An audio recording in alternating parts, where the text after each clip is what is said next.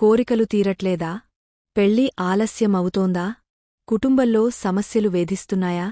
ధనుర్మాసంలో వచ్చే ఈ ఒక్క పవిత్రమైన రోజున శ్రీవేంకటేశ్వరస్వామిని ఇలా పూజిస్తే మీ జీవితమే మారిపోతుంది. ఎందుకంటే ఇది స్వామివారి జన్మ నక్షత్రం. ఆ ఒక్కరోజు ఏంటో, ఎలా పూజ చేయాలో తెలుసుకోవాలంటే ఈ వీడియోని చివరి వరకు చూడండి. అందరికీ నమస్కారం.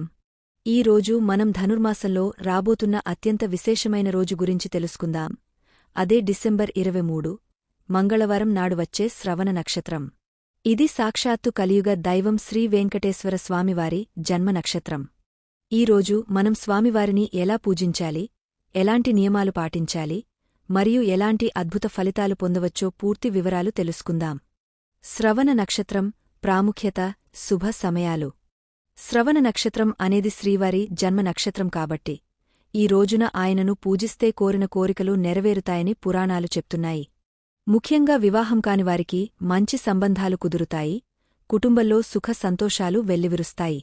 తేదీ 23 డిసెంబర్ 2025 మంగళవారం. పూజా సమయం బ్రాహ్మముహూర్తం ఉదయం 4 నుండి 8 గంటల 29 నిమిషాలు వరకు, లేదా సాయంత్రం 6 నుండి 8 వరకు ఈ పూజను చేసుకోవచ్చు. పూజా విధానం శ్రద్ధగా వినండి. ఈ పూజ చేయడం చాలా సులువు. పీఠమేర్పాటు. ఒక పీటపై పసుపు వస్త్రం పరుచుకొని దానిపై గుప్పెడు బియ్యం పోసి స్వామి అమ్మవార్ల ఫోటో లేదా విగ్రహాలను ఉంచాలి. అమ్మవారి ప్రాముఖ్యత. అమ్మవారికి ముందు పూజ చేసి ఆ తర్వాతే స్వామిని పూజించాలి.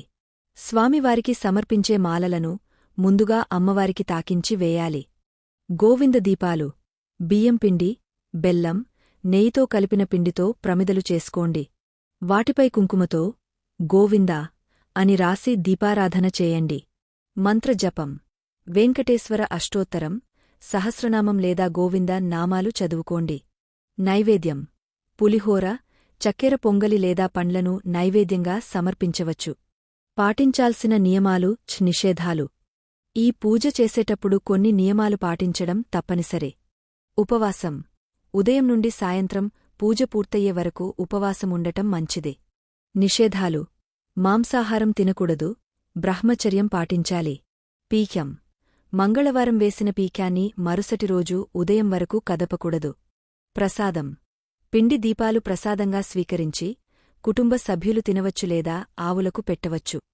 చూశారుగా, ధనుర్మాసంలో వచ్చే ఈ శ్రవణ నక్షత్రం రోజున శ్రీవేంకటేశ్వర స్వామిని శ్రద్ధగా పూజిస్తే మీ కోరికలన్నీ నెరవేరుతాయి.